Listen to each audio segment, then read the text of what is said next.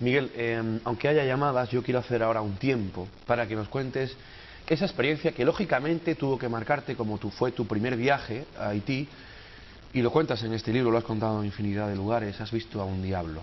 Ocurrió en tu primer viaje, como he dicho, además con tu Cicerone, ¿no? Con Guelín. Sí. Guelín, cuéntanos esa experiencia. Primer viaje a Haití, no recuerdo el año, 80, 90 y poco.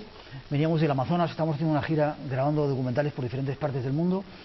Habíamos estado, no sé si en Puerto Rico, Cuba, estuvimos en el Amazonas y el siguiente destino era Haití, como te digo. Ahí teníamos el embajador que nos abrió las puertas de la embajada española y nos cobijó y nos dio cobertura. Y nada más llegar me dijo Juan Blázquez, que trabajaba en la embajada, dice, hay un Ungam, que es el segundo Ungam, brujo, sacerdote, el segundo Ungam más importante de la isla, que trabaja con magia de la mano derecha y de la mano izquierda. Se llama Guelín Tournier y hemos localizado su teléfono, ¿no? Dice, si quieres hablamos con él. Le habíamos encargado a él que nos buscara lugares donde hiciera rituales de vudú auténtico. Nada más llegamos por la mañana muy temprano, pues como a las 12, la 1 pudimos localizar a este individuo. Esto en Puerto Príncipe, ¿no? Puerto Príncipe, la capital. Y pude hablar con él, ¿no? Y fue curioso porque este tipo lo habían presentado como un tipo de mucho poder, con muchos poderes, poder no solamente económico, sino social, y también poderes de los otros, ¿no? Y se puso a hablar conmigo en francés y medio en creol y empezó a decirme cosas de mi vida sin conocerme. Acababa de llegar a la isla y por teléfono, ¿no? Me dijo, pues tú eres así, te pasa esto, quieres esto, y la verdad es que me llamó la atención porque acertó bastante, ¿no? Quedamos citados para el día siguiente a las 7 de la mañana con el encargo que le había dado la embajada, el cuerpo diplomático en esos países es más que Dios, ¿no? Entonces él se sentía honrado de que la embajada española le diera el encargo de buscarnos lugares donde hicieran rituales, y se prestó evidentemente a hacerlo, y quedamos a las 7 de la mañana. Porque tú querías grabar. Claro, queríamos grabar un ritual. El equipo, veníamos muy cansados del Amazonas, se quedó descansando esa mañana. Por la tarde teníamos una entrevista con el presidente y dijimos, bueno, quedamos descansando y yo me adelanto, ¿no? Doy el dato porque iba yo solo en este caso, ¿no? Aunque tenía un equipo de televisión detrás. Entonces quedé con Guelín Tournier y yo pensé que era, pues eso, un personaje místico, trascendente, y cuando me encontré con él era un golfo sin vergüenza, cargado de... el típico imagen de sudaca que tenemos, pero despectivo, ¿no? Sinvergüenza, golfo, mujeriego, todo lo que pudieras decirle, o sea, la antítesis de la imagen de un sacerdote. Nos sentamos en el coche y de repente, mientras íbamos conduciendo, me miraba muy fijamente y me decía, Miguel, ¿quieres conocer un diablo? Me decía, Guelín, venga, déjame. Yo creí que estaba bromeando, ¿no? Al cabo del rato, a la hora de dar vueltas por ahí, cuando tuvimos un montón de tiempo con él, ¿no? Me miraba y me decía, ¿quieres que te presente a mi diabla de 3 pechos, que mide 2 metros y pico? Decía, Guelín, pero eres un cachondo mental, déjame en paz, ¿no? No me creía nada de lo que contaba, ¿no? Pero fue curioso porque después de visitar muchos lugares donde no hacían rituales, en un momento determinado él me hizo comprar varias botellas de ron, me hizo comprar varias velas y me dijo, ya me convenció, me dijo, vamos a ver a mi primo y ahí vas a ver al diablo, ¿no? Como ya estábamos cerca, yo accedí y dije, bueno, que estaba muy cansado, dije, vale, vamos. Llegamos a la casa del primo de Guelín y era un lugar que no olvidaré en mi vida porque, sobre todo, la primera impresión que yo recibí, ¿no?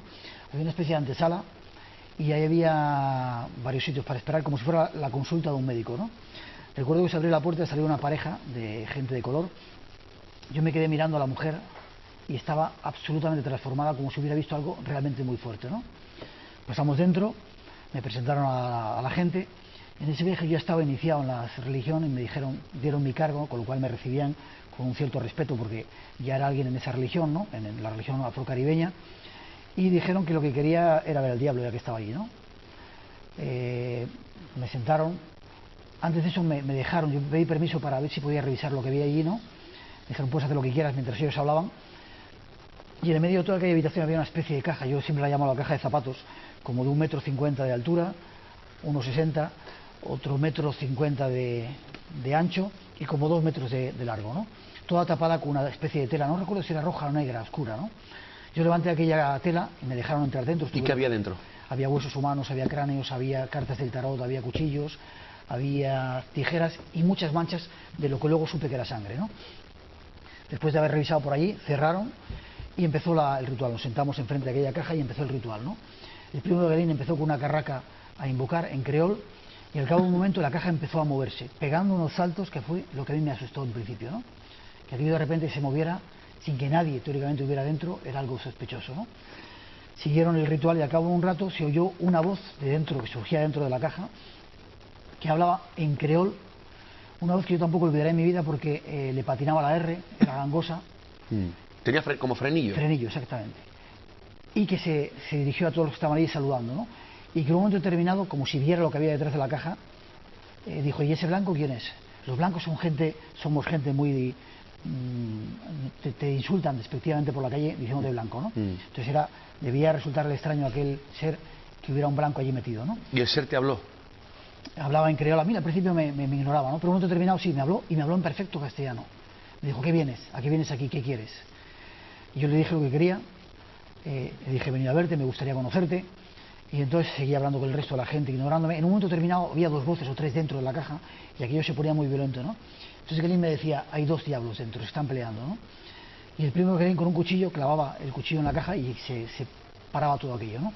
Y siempre seguía la voz principal, esa voz gangosa con frenillo, ¿no? En un momento determinado, después, por hacerte corta la historia, ¿no? Me dijo: voy a hablar contigo, ¿no? Empezó como si se olvidara del resto de la gente que estaba allí. En castellano. Perfecto. Y me dijo cosas de mi vida que yo me quedé absolutamente asombrado, de mi pasado, que evidentemente nadie conocía allí porque acababa de llegar, que solamente conocía yo, muy íntimas. Y después me dijo otras cosas del futuro. Me dijo: ten cuidado con una enfermedad que vas a tener en los pulmones, vas a estar a punto de morir, vas a perder a tu novia, vas a perder la casa, etcétera, etcétera. Yo evidentemente no me creí nada, a pesar de que hubiera acertado en las cosas del pasado, ¿no? Me dijeron que tenía que hacer la ofrenda que había llevado, que era el ron, y las cosas tenía que entregárselas, y levantaron aquella especie de tela que había cubriendo. Me dijeron que tuviera cuidado porque era un diablo muy violento, que cuando sintiera que cogía la botella por la parte de arriba lo soltara muy rápido, porque si no podía arrancarme la mano, me decían, imagínate. Yo hice la ofrenda, sentí que alguien desde dentro la cogía, y siguió toda la historia. Me dijeron: bueno, ¿qué quieres, no, de todo esto? ¿Quieres hacer daño a alguien? ¿Quieres pactar? ¿Quieres...? Dije: no, quiero simplemente verte. Me preguntaron si no tenía miedo, dije que no. Insistí mucho en querer verle, me dijeron que no era agradable, que era peligroso, que olía mal, pero no me convencieron. Y bueno, por fin accedieron a que pudiera verle, ¿no? Pusieron una barrera de sal entre nosotros y la caja aquella y levantaron la tela. ¿Y qué viste, Miguel? Y lo que me encontré fue un individuo, estaba más o menos detrás de la caja, estaba hacia el fondo, a esa distancia que estás tú, ¿no? Como 1,5 metros de mí, ¿no? Blanco, enano, imagínate, enano, medía 1,20 m de estatura, muy huesudo, muy anciano. Yo calculo que tendría 80 y tantos años, con una perilla muy estirada y con los ojos amarillos inyectados en sangre, en una mirada que nunca voy a olvidar. Entonces un individuo de atrás empezó a caminar así, tambaleándose hacia mí, alargó la mano hacia mí, yo quise tocarle, pero Guelín me dio un manotazo, no me dejó tocarle, ¿no?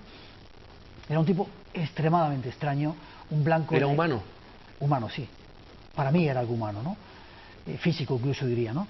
Taparon, siguió el ritual, y cuando el diablo dijo adiós, despidiéndose de mí en castellano, levantaron y el diablo había desaparecido. Aquel ser había desaparecido. Te preguntaba si ese ser era un ser humano.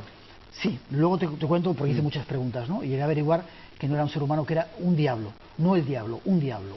Sabrán nuestros televidentes que al igual que hay muchos ángeles, querubines, arcángeles, etcétera, hay una cohorte de diablos, y este era uno de ellos. Uno de ellos con el que había pactado el primo de Guelín y su hermano 7 años de abundancia, de bienestar, de riqueza, a cambio de su vida. Curiosamente, otro viaje, bastante tiempo después, le pregunté a Guelín por su familia. Los 2 habían muerto el mismo día, en 2 accidentes diferentes, en 2 lugares diferentes. Parece ser que el diablo había venido a cobrarse su tributo y se los había llevado. Te cuento al más. Cuando yo salí de la historia le dije: Guelín, salía absolutamente alucinado, dije: Guelín, yo esto quiero grabarlo.